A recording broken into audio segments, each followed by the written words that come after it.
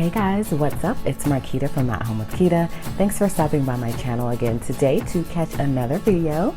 So today I'm going to be sharing with you more tips. You guys know I have been kind of in front of the camera a lot more lately, and I actually like this type of video style, and so I'm planning on mixing it up, as you all know already. So this video I'm going to be sharing with you 5 types of lists that you should be using every day or even weekly. And so that's what we're doing today. So hopefully you will stick around for that. And also consider subscribing to my channel if you're new here and liking this video. So if you want to see my 5 types of lists that you should be using every day or every week, make sure to stick around.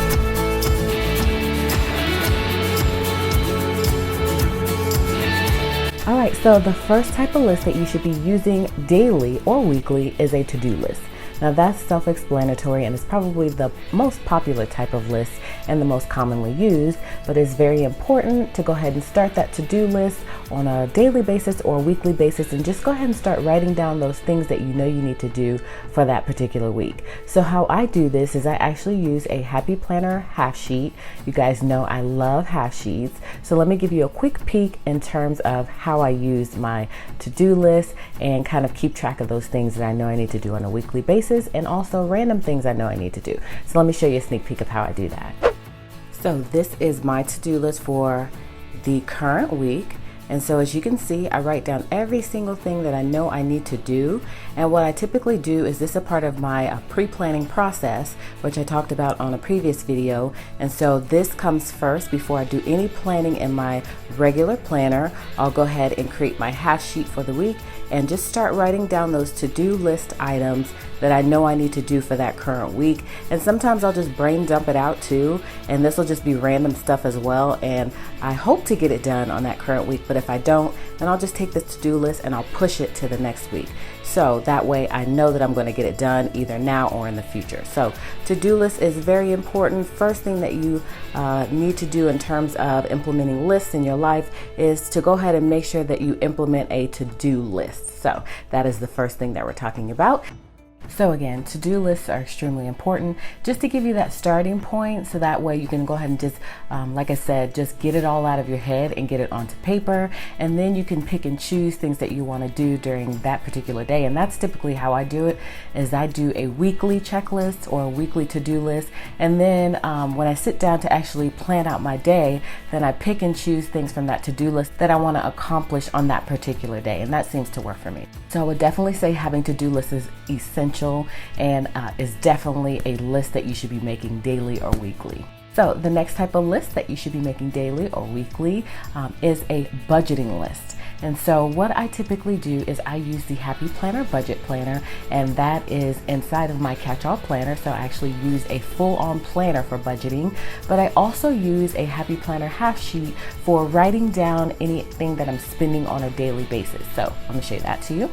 So this is the expense tracker log, and I think that this is very essential in budgeting to make sure that you're not overspending on a daily basis and just to keep you on track with your finances. So I would definitely say implementing a budget list is definitely going to be very helpful. So how I store this is I store this in my mini Happy Planners. So I'll show that to you really quickly. This is my mini Happy Planner. Within my mini Happy Planner, I have a section for budgeting, and within my budget section, I keep the daily expense tracker.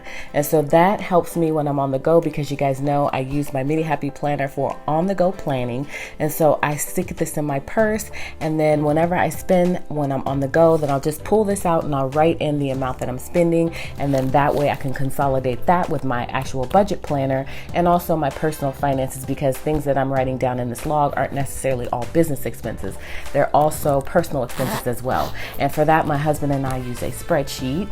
And so I just take that and I go ahead and cross-reference it with my budget planner, make sure that I write it in there as well. And so that way I'm tracking everything on a weekly basis within my planner as well. And I'm just using that half sheet while I'm on the go just to write it in immediately. And then I can just stay on top of my finances. So I would definitely say having a budget list is definitely going to be helpful. And so you can do that by either just using the half sheet like I showed you a minute ago, or you can also use the full-on budget planner. But either way, you need to have a list for budgeting as well. So that is number 2 type of list that you should be using.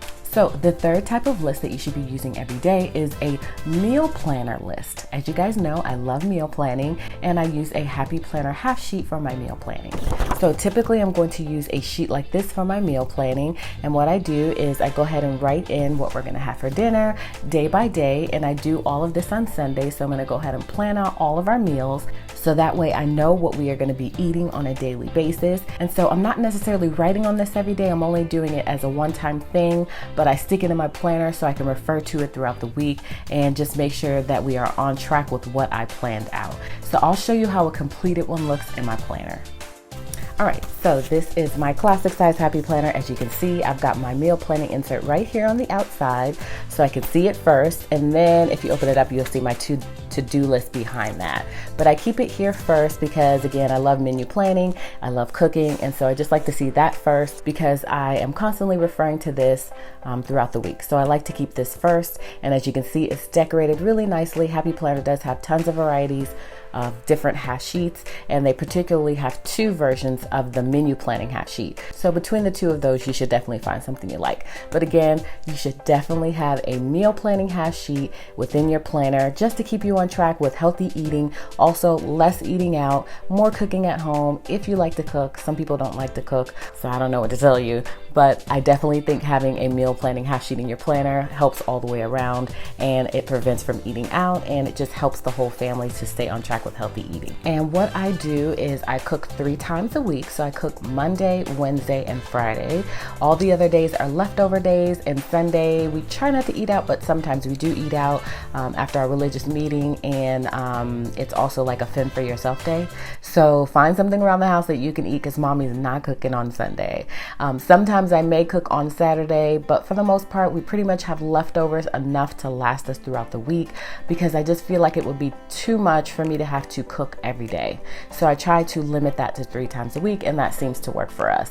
So I would definitely say meal planning insert, third type of list that you should definitely implement within your planning system. The fourth type of list that you should implement within your planning system, or that you should be using daily or weekly, is a gratitude or a goals list. Now I do have a section within my planner where I write out my goals, whether it be business goals, personal goals, family goals, whatever goals I have, I write them down on Sunday for that next week, so that way I can make sure I'm staying on track with those goals. I'm constantly referring to that page to make sure that I am on track and that I'm accomplishing something. And again, like I mentioned in my last video, writing it down is going to be very helpful in you actually going for those goals and trying to achieve them. There are several studies that have shown that if you write down goals, then the chances of you achieving that goal is greater. So I would definitely say write down any goals, and also gratitude. Now I do use my faith planner, and my faith planner I do try to write in things that I'm grateful for on a daily basis. I love my faith planner, and you guys have seen it on my Instagram, so make sure if you're not following me to go follow me on Instagram @HomeWithQuita, so that way you can check out all the pictures that I post that I may not discuss on certain videos. So my faith planner is typically where I write out gratitude. So I would definitely say a gratitude list of some sort, or also a goals list would definitely be essential, and it would be probably something that you'd want to implement in your planning as well. And that is the fourth type of list that you should be using every day, because you should be writing down goals daily as you think of them, and you should also be writing down things you're grateful for every day. The fifth and final list that you should be using every day is a self-care list. Now, self-care is really important, and I know sometimes for moms, especially me, we kind of neglect ourselves to kind of take care of our family, but self-care is very important. We've got to take care of ourselves as well, and that way we can take care of our family better if we ourselves are happy. And so how I do that is I have a self-care checklist that I kind of keep in my planner, and I'm constantly referring to it, so that way I can make sure that I'm putting myself ahead of others sometimes. I know for the most part I'm always putting others ahead of myself, but on occasion you got to go out and do things for you. That way it helps with your overall well-being. So let me show you the list that I currently use. So sometime back, I posted this on my Instagram and you guys really loved it. It is a self-care checklist. So if we look at some of the items I have here, I have it broken down by subjects. I have rest and relaxation, I have expression, I have health, and I have companionship. So let me give you a closer look just so you can see how it's all broken down. As you can see, again, rest and relaxation, expression, health, and companionship here at the bottom. It's super cute with all the stickers and everything, and so that just helps me want to look at it. But it has different bullet points within each subject. So for instance, rest and relaxation, it says take a nap, listen to music, some various other things there that I can do to rest and relax, which is very important. We've also got expression there. I like to draw. As you guys know, I'm trying to get into bullet journaling, so drawing is going to help me to express myself. Journaling, also write a story. There's lots of different things there that I can do to make sure that I'm expressing myself. And then next is health. So of course I can drink water, I can take a nap. Working out is always helpful. I do not like to work out, but I know I need to. So that definitely helps with my overall health. And then finally at the bottom, we've got companionship. So there are several things that I can do here. I can talk to a friend, I can meet a friend for coffee, I can walk with someone. So there's several things that I can do there under the subject of companionship. So this right here really just helps me to make sure that I'm taking care of myself. There's lots of other things as well that I can do, like getting my nails done, getting my hair done, things like that are all a part of self-care. So I would definitely say create a list similar to this, or create your own spin on the self-care list that I'm showing you here, just to make sure that you're taking care of yourself as well. That is very important. So this is definitely another list that you want to implement, and you want to be using this every day. You should be doing something to take care of yourself. So that is it, guys. Those are my 5 lists that you should be using on a daily or weekly basis. I do also use a monthly checklist as well to make sure that I'm doing everything that I need to do on a monthly basis. And then also that serves as a starting point for me as well, because I'm looking at that monthly to-do list just to make sure that I'm doing what I need to do weekly. So it kind of breaks down like monthly, weekly, and then daily. So those are the 3 types of to-do lists that I use. So I thought that was a notable mention that I wanted to put out there as well, that a monthly to-do list is definitely essential also.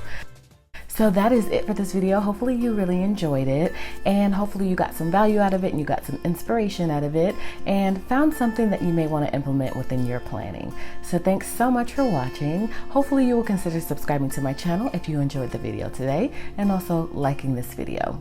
So thanks again, guys, for watching. I do hope that you will stop by and catch another video, in which case I'll see you then.